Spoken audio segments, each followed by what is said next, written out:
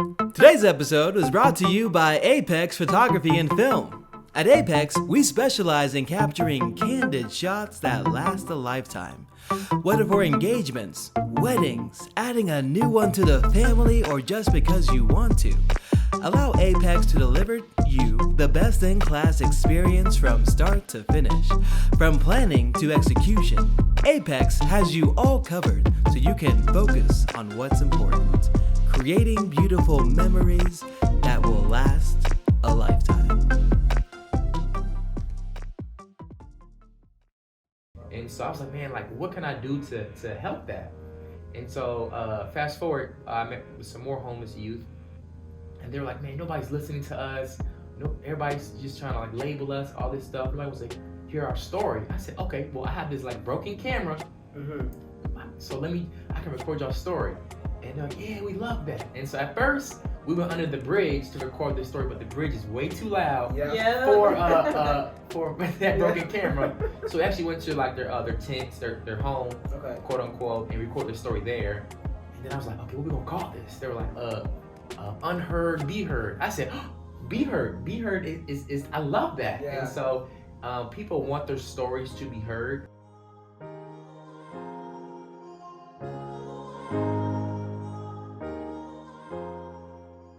Welcome to the Faith Ignite Show. My name is Rosa, and this is my wonderful husband, Devon Williamson. Yes, the one and only, and we are so excited you guys have decided to join us today. We have a very, very important guest, one that's changing the world with Tulsa locally.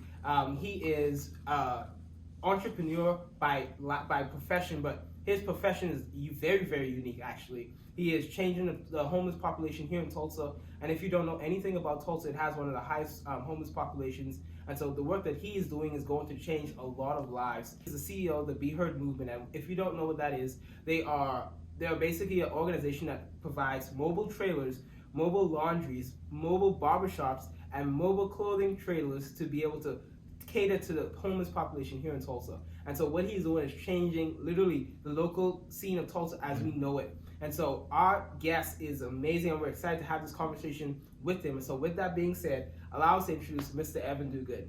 Thank y'all so much. So excited to be on the show of impact, show of faith. And so honored to be here, honored to share our impact and add value to the viewers. So Amen. So go ahead. So something that we always start with is tell us about yourself. Right. So my name is Evan Dougoud. Yes, last name is Dougoud. I'm a founder and the president of a local nonprofit here in Tulsa called BeHeard. And what we do is we help those experiencing homelessness. We call them our homebound friends. We provide showers through our mobile shower trailer, laundry through our mobile laundry trailer, haircuts through our mobile haircut bus, and then also clothes through our mobile clothing trailer. Dang. And we know in Tulsa when COVID hit, there's a need, for showers, for laundry in Tulsa. So we wanted to help meet those needs and also help people in their homelessness. Due to our little research, we know that people on the street have not taken a shower up to 3 months. Wow. And so for me, if I take a shower after a day or 2 days, my confidence, I don't feel as good as I should be. Right. And we want to help restore dignity and restore just humanity through just basic needs of showering, laundry and clothing and things like that. And so it's just been an awesome blessing to be part of, to help people in their homelessness and then help our community as well. So. Wow. So the Evan you're seeing right now is not the Evan that has been the same Evan 5 years, 10 years ago. And so kind of take us back to that Evan. How did this Evan come to be? Right. And so growing up, my parents were actually divorced, right? And so at age 15, my parents got divorced, and then my dad actually moved to Tulsa, Oklahoma. And then we grew up on the East Coast, Virginia Beach area, East Coast. And so I was living with my mom at the time. And then I went to school in Pennsylvania. Okay. And then I got a phone call one day saying, hey, your dad is not doing too well. He's sick. He might die. You need to go live with him, go see him, get things right. And so I haven't lived with them in over 8 years, right? And so I ended up moving here in 2018 to visit him and live with him. And then he got better. He's living to this day. Praise God. And and now like fast forward to today, like we have our own nonprofit, and so I never knew like I would be in Tulsa.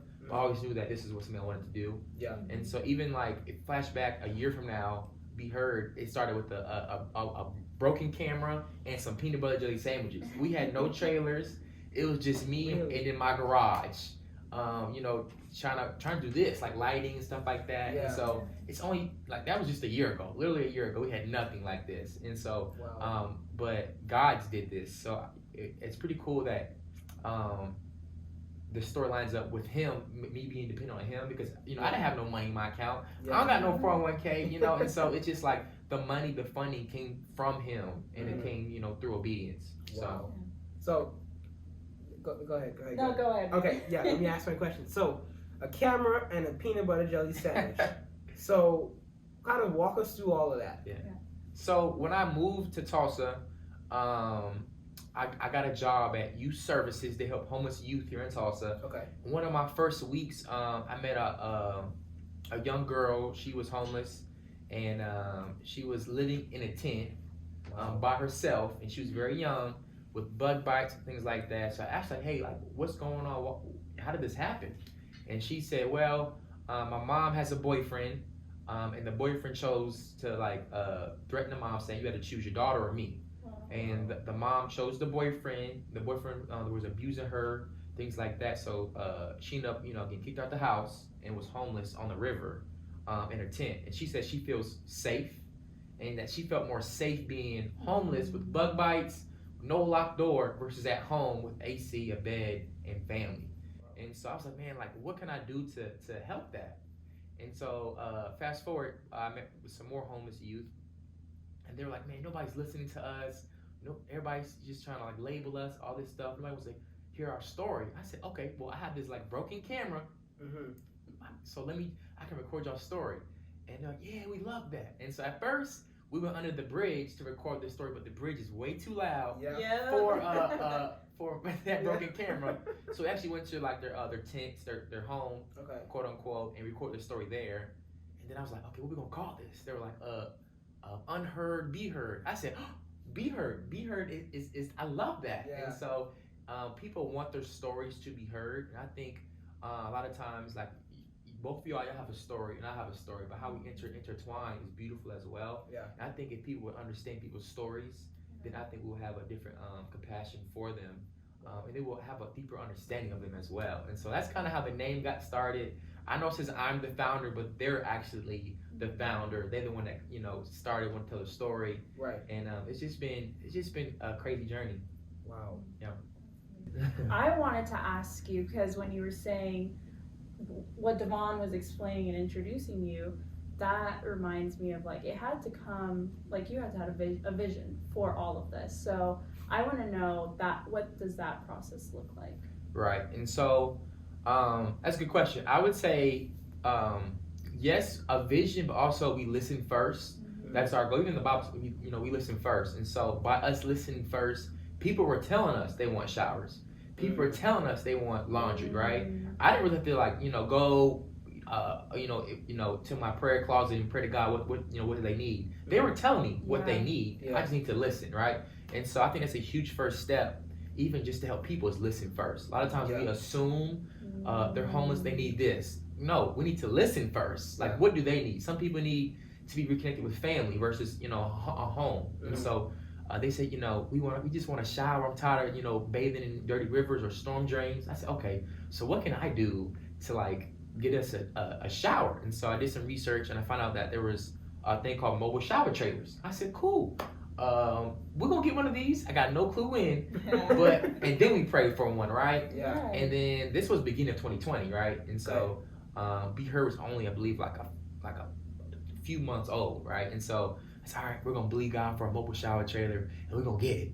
And then I'm thinking like, okay, 2025, like, you know, giving us time to fundraise, you know, all that stuff. And then literally, I think like 8 months later, it was December of 2020, and then we got blessed with some funds to go purchase a mobile shower trailer. And in that moment, I was crying, not because like we got something, but something we got we can give, right? This was an answer not only to my prayer, but people on the street, like the community got blessed because of that, right? And that all started with listening first. And so we got the mobile shower trailer, or we purchased it, ordered it in December 2020, and then 2021 came around and it gets delivered in like July. So July 2021. And then we did our first shower, which is an amazing experience. People were so excited. Oh, yeah. People can shower now. Heated floors, AC, hot water. The doors lock, and it's a 10-minute shower. And we hear people crying because they haven't showered in so long. And so I'm so excited that we get to meet those needs. But people are like, I want to wash clothes. And I was like, oh, we don't got that yet. And so actually I was able to share my story at VU Church in Miami, Florida. And I shared our story and like what we're believing in faith. And then the next day I get an email from somebody saying, hey, I saw your story. We're from Cali. We want to talk to you. I'm like, okay, cool. Let's do it. So met with them on Zoom, and then they said, we're supposed to move to Tulsa. God told us to move there, but we're supposed to release a chunk of funds to a nonprofit. And I said, well, look no further, right? And so they said, how much is that laundry trailer? I said, well, it's this amount of money. They said, okay, we're going to take care of it. Wow. So we just got the shower trailer like a couple months ago. Then like a couple months later, we got the laundry trailer. Wow. And it's just been a wild journey, wild story. And like we're only a year and like 3-4 months old. Wow. Yeah. Man. That sounds like faith all over it, man. Yes. Yeah. And so talk to us about like, obviously running a nonprofit is like, you have to be intentional, you have to be like guided by in your sense of the word, or in your sense of work, but guided by the Holy Spirit and how to serve the community. So like talk to us, what is it like to be a CEO? What is it like to build a nonprofit from the bottom up? Because everybody's gonna have their opinions, their advices, what you should do, what you shouldn't do. But what is that like being a CEO that's the CEO of a nonprofit that's changing the community as we know it? Right. And so I would say for me, right now is always remember your why. I think a lot of times you get caught up, even other nonprofits, you get caught up in the funding aspect and making social media look good, but you forget your why, like why we started. And so this past staff meeting we had, I was like, hey, we need to remember our why. Like if we're cleaning the shower, if we're organizing donations, we need to remember why we're doing this. Not for me, like you're not doing it for Evan, you're doing it obviously to help the people, right? Yeah. And so I feel like growth is traumatic as well. So yes, like we're seeing so much great success, but keeping up with that growth is also a quote unquote, not a burden, but just something to adapt to, right? Because God's blessing us, but now we have to keep up with the blessing, the growth we're getting, right? So now I hired, we have 2 staff. But it's like, okay, we need like 4 more staff, right? Because God keeps blessing us, our impact. There's always room for growth. But it's just, I think for me, it's like being thankful for where we are here, right? Because I think if we overlook these moments like right here, we're gonna, mismanage them. And I think like what you do now affects what you do later. And so by us being thankful now, God will bless us for sure later as well. Amen. That's right. Wow. I want to switch gears for a bit. You're a believer, so when did faith become real to you? Right, and so I believe faith became real to me. I grew up in the church, but I think it really hit me during that divorce, right? Because being 15, your parents are divorced, you're couch hopping, my cousin was shot and murdered growing up as well. All these questions, but I feel like those moments when I was sleeping on the floor, I had encounters with God, right? And so I was reading my Bible, don't know really what I was reading, but I was reading my Bible, I was listening to sermons, and I'm like, that's huge for a 15-year-old to do during all that trauma, right? And so I believe that those moments where I had no clue what life was going, like where it was going, God met me right there. And so I feel like it really started at 15.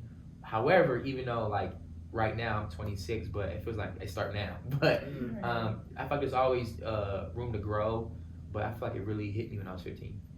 Man, wow. Yeah.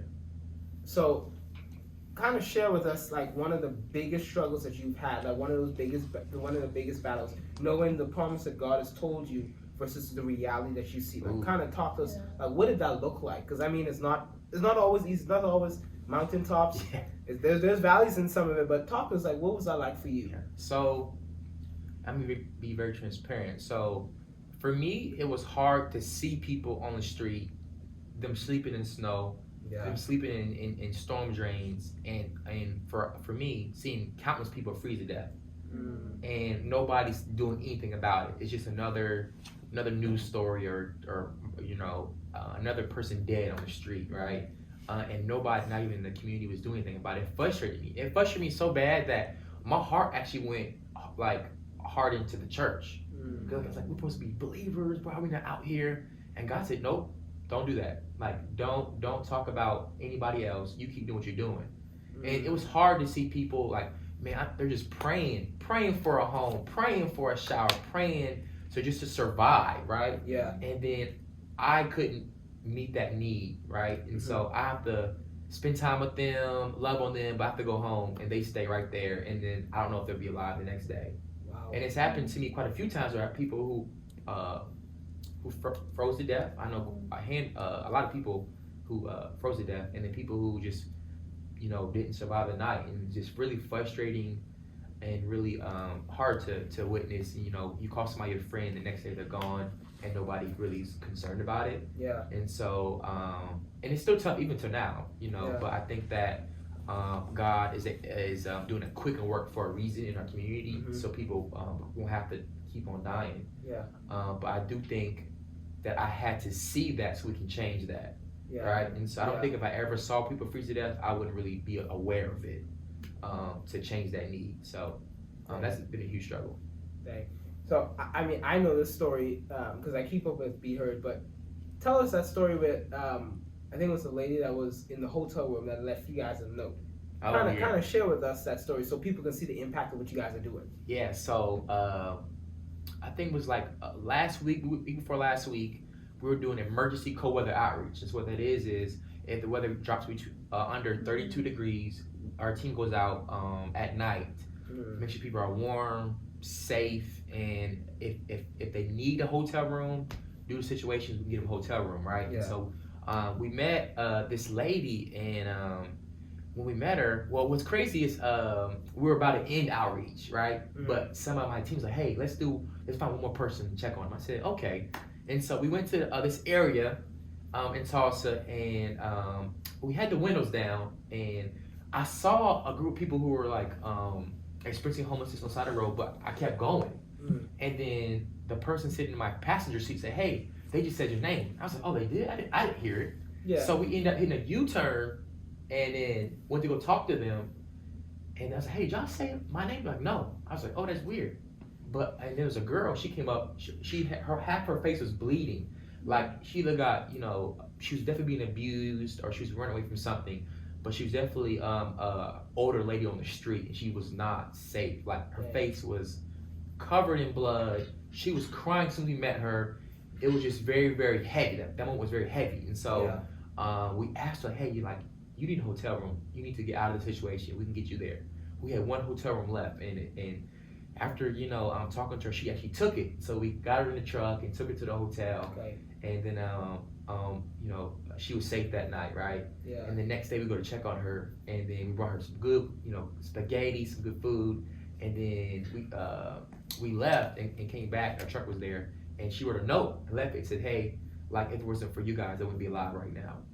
Okay. And so we know that that night was special, and like I said earlier, like, she didn't say my name, and so I think that a person on my team heard like an angel or somebody said, hey, Kurt, like Evan, and then we turned around to go rescue her. And so she might have died that night. I'm not too sure. Like, she was very, very bad. She didn't want to go to the hospital. It was a lot of blood. And the next day she looked much better. A lot of bruises, but she said she's thankful to be alive. But it wasn't for us, she wouldn't be alive. So that was crazy. A lot of people, the Lord, I've always heard this phrase, like, break my heart for what breaks yours. So when I hear you talking, I was just remembering that. It's such a heavy mantle, like you said, like those moments where you see that certain individual, like, that's heavy. How do you deal with those moments? Because a lot of them are going through a lot. How do you deal with all the information that they're giving you? Right. And so what I tell my team is, like, how you steward your private moments affect those moments, right?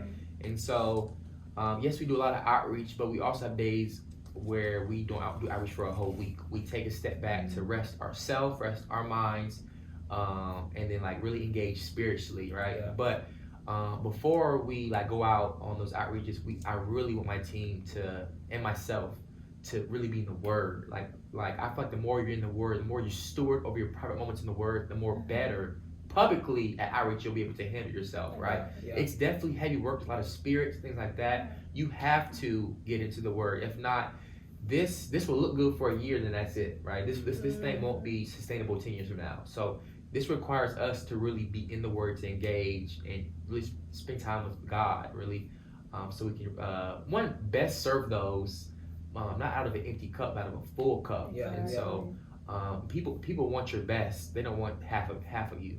Yeah. And so I've seen people home like, hey, you're drained, you need to go home, right? Because you can just see it. And they can see it as well, but people want the best version of you at their lowest time. So wow. So one thing we usually end with is like, what would be the greatest piece of advice you would leave with our audience, or what you would tell your younger self looking back at it?